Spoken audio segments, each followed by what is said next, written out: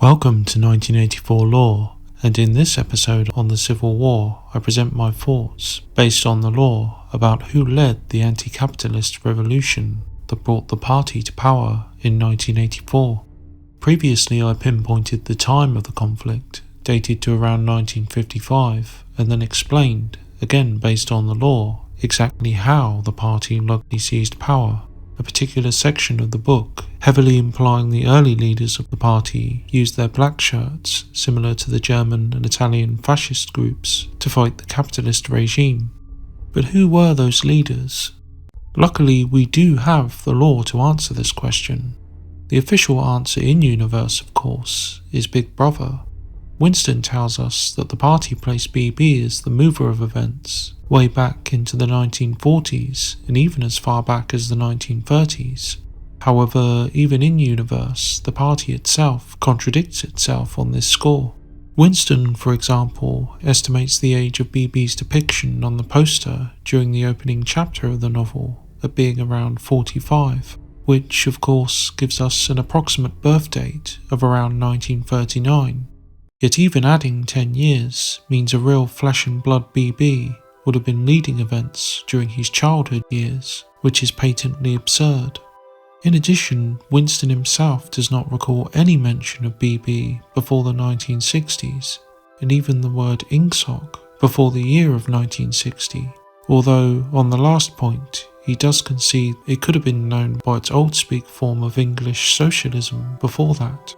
Of course, Winston is not perfect, but he does seem clear on this point with BB. Unfortunately, as mentioned in previous talks, Winston's memory on the exact factions and fighting of the Civil War period are hazy. He was not sure who was fighting who in the several months of street fighting, yet, given these two pieces of law alone, and not even mentioning the ton of evidence that BB doesn't even exist anyway, I think BB likely didn't play a major part, or if the man who BB is based on did, that his was far from a central role. Interestingly, three men who did play a part as revolutionary leaders are the denounced rebels, Jones, Aronson and Rutherford.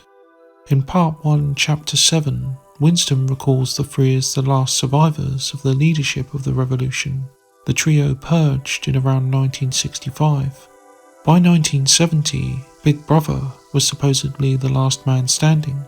We can certainly imagine then, these men at least at the table. It's hard to say what exact role they played in events. One way to gauge this is to look at their rough real-life equivalents. Grigory Zinoviev, for example, a prominent victim of Stalin's purge in the 1930s, had initially allied with him.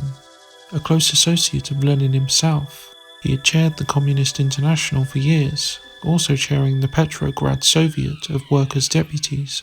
Perhaps like Zinoviev then, our trio were close to the original leader, if there was an original Lenin-like leader. We know, as mentioned in a previous video, that the old pro in the pub does recall a powerful speaker he heard at some uncertain time prior to the revolution. Could this have been a party leader? Perhaps it's Lenin or a real Goldstein or BB. We also have some idea of the classes and jobs such early leaders of the party had. Among these were trade union organisers, teachers, politicians and journalists. I could certainly imagine, given the vitriol of the speaker's speech that the old man recalls, that one or two of these men were politicians, perhaps former Labour men, as the speaker does attack the Labour Party specifically. Interestingly, we do know a little more about Rutherford in particular. He was a caricaturist, so would most closely fall into the journalist category. Perhaps one of the party's leading propagandists, putting out his cartoons of the greedy capitalists with their top hats. I like to imagine Jones and Aronson perhaps among throngs of black shirts, not directly leading them maybe, but instead riling them up. Perhaps Jones standing unsteadily atop a pile of rubble near the edge of London, urging his militiamen to further eradicate the last capitalist resistance.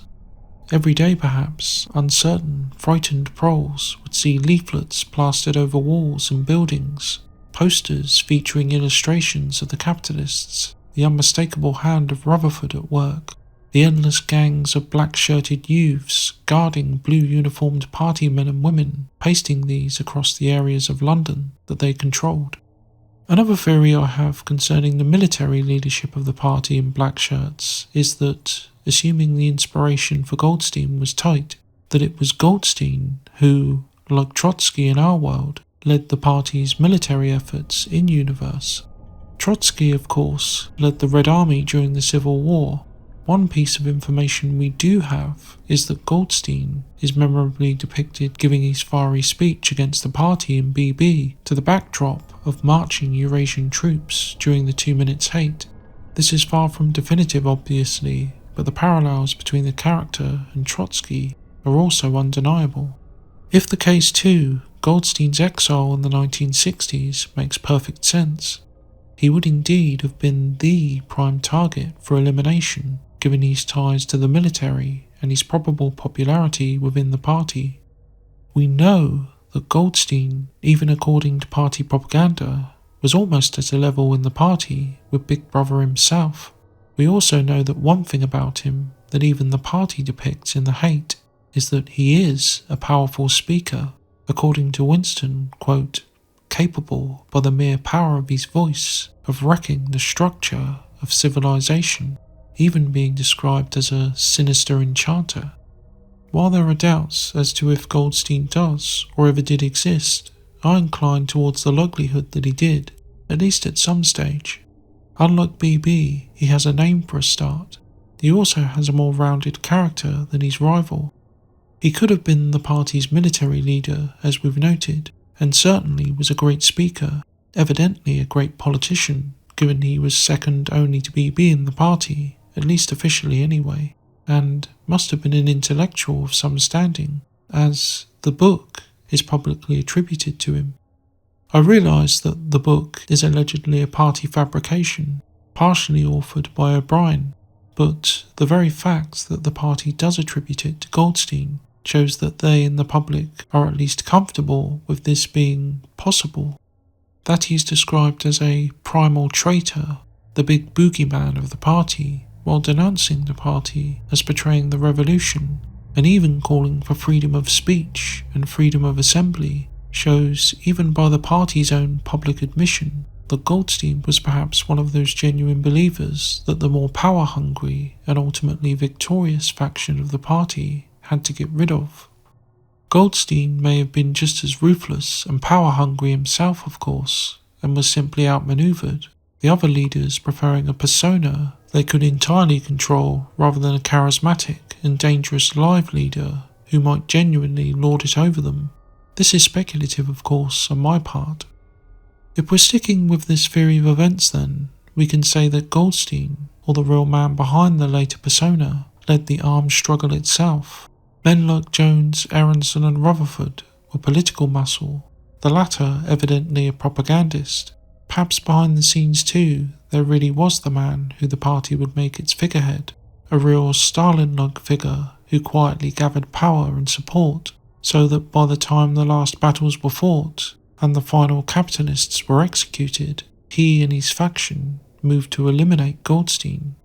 This would also explain, by the way, why BB isn't mentioned before the 1960s, as if he had a similar background to Stalin, then he could have been in a sort of general secretary role behind the scenes, more a bureaucrat than a pure politician, and used this base of power just like his real-world equivalent to gather support to himself, to eventually rise as the undisputed leader. Perhaps I'm taking the parallel between real life and fiction a bit too closely though.